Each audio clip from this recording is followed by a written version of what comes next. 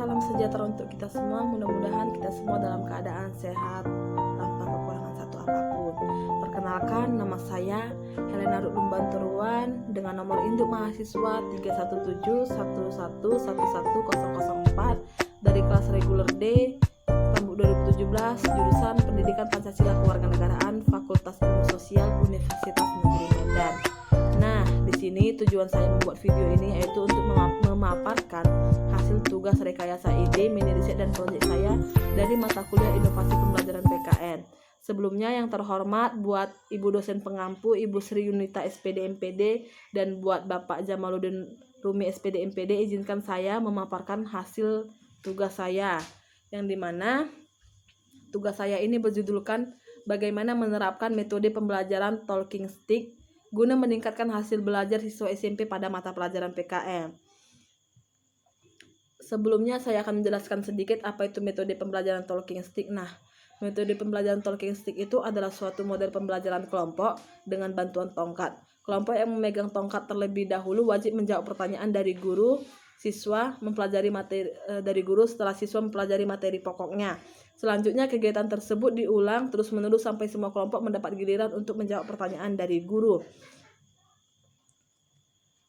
Di sini alasan saya mengapa memilih metode talking stick, karena jujur dari pengalaman pribadi saya kan mahasiswa jurusan PPKN. Nah, ketika saya melakukan yang namanya mata kuliah magang 2 itu untuk menuju ke lapangan atau ke sekolah. Nah, saya kebetulan dapat di SMP.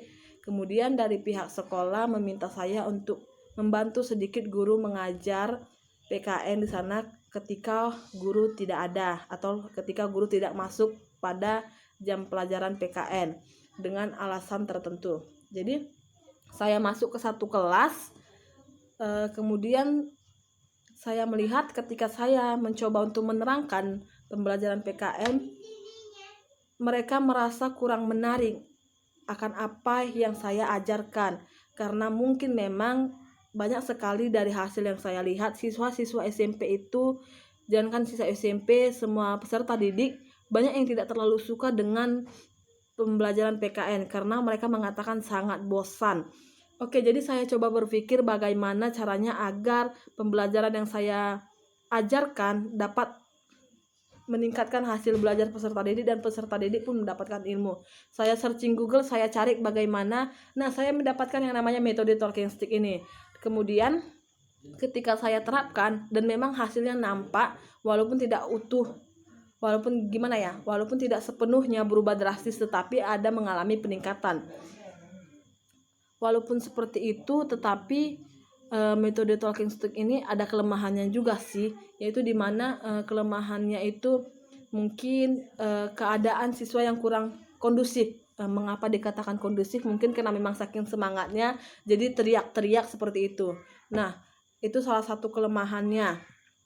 Kemudian kelemahannya lagi mungkin siswa itu cenderung individu, padahal sudah dibuat kelompok tetapi siswa itu cenderung individu. Seperti itu aja sih. Walaupun begitu, peserta didik tetap dipacu untuk belajar. Mereka lebih semangat lagi karena ada tantangannya seperti itu. Nah, ketika menggunakan metode talking stick ini pun ada langkah-langkahnya yang harus diterapkan, yang dimana guru harus menyiapkan sebuah tongkat.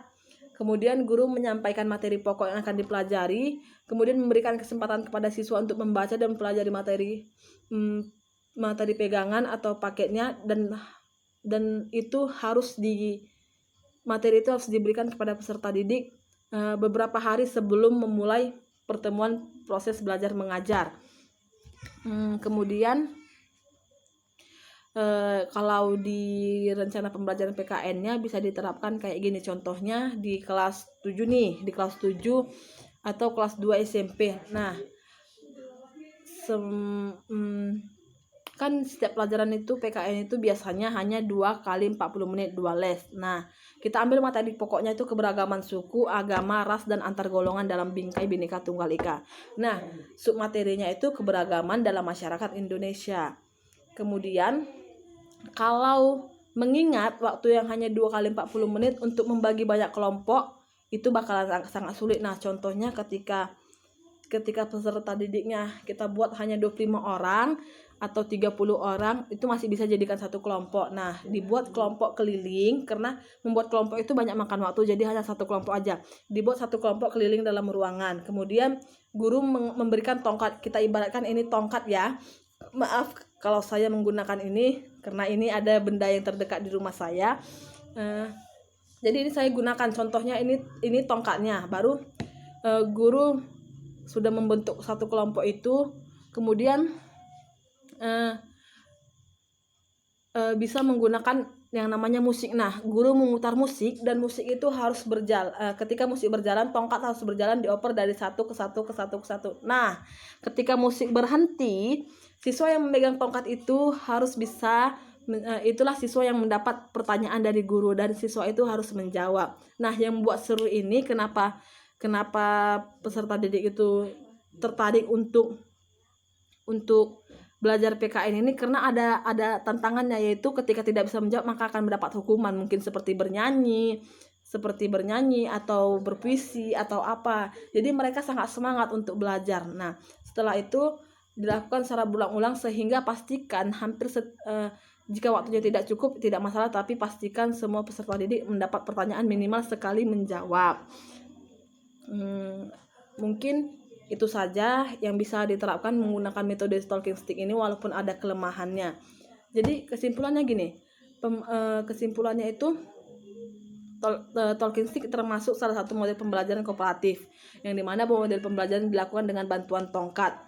Siapa yang memegang tongkat wajib menjawab pertanyaan dari guru setelah siswa mempelajari materi pokoknya. Pembelajaran talking stick sangat cocok diterapkan bagi siswa SD, SMP, maupun SMA, tapi saya mengambil contohnya di SMP. Selain untuk melatih berbicara, pembelajaran ini akan menciptakan suasana yang menyenangkan dan membuat siswa aktif di dalam proses pembelajaran atau di dalam proses belajar mengajar. Nah, metode talking stick adalah metode pembelajaran yang dipergunakan guru dalam mencapai tujuan pembelajaran yang diinginkan. Mungkin itu saja yang bisa dapat saya contohkan. Lebih dan kurang saya mohon maaf. Terima kasih. Salam sejahtera buat kita semua.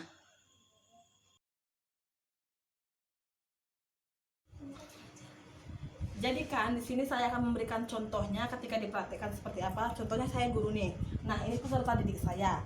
Maaf karena memang cuma 3 orang. Saya mengambil orang-orang terdekat saya. Nah, contohnya seperti ini. Guru sudah membentuk kelompok tim ini. Kemudian guru memberikan arahan seperti yang telah dijelaskan terlebih dahulu. Kemudian musik dimainkan. Nah, ketika musik dimainkan, mereka harus berjoget terlebih dahulu sebelum untuk mengoper tongkat kepada temannya, karena mengopernya tidak boleh terlalu cepat. Kemudian ketika musik berhenti, siapa yang memegang tongkat itu, peserta didik itu wajib menjawab pertanyaan yang saya berikan, pertanyaan yang diberikan oleh gurunya. Oke, kita praktekkan aja langsung. Kita mulai 1, 2, 3. Nah, sambil berjalan seperti ini, guru harus tetap mengawasi peserta didik agar tidak melakukan kecurangan, dan guru harus bisa memastikan bahwa siswa tetap kondusif dan harus tetap semangat. Ayo semangat anak-anak!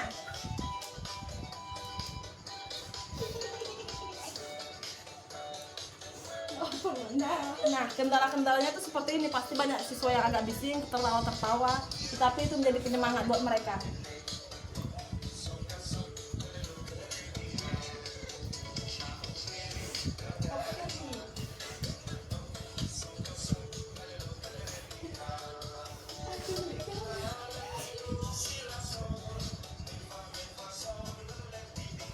Ya, musik berhenti. Nah, kebetulan berhenti kepada peserta didik, kita anggap ini si A.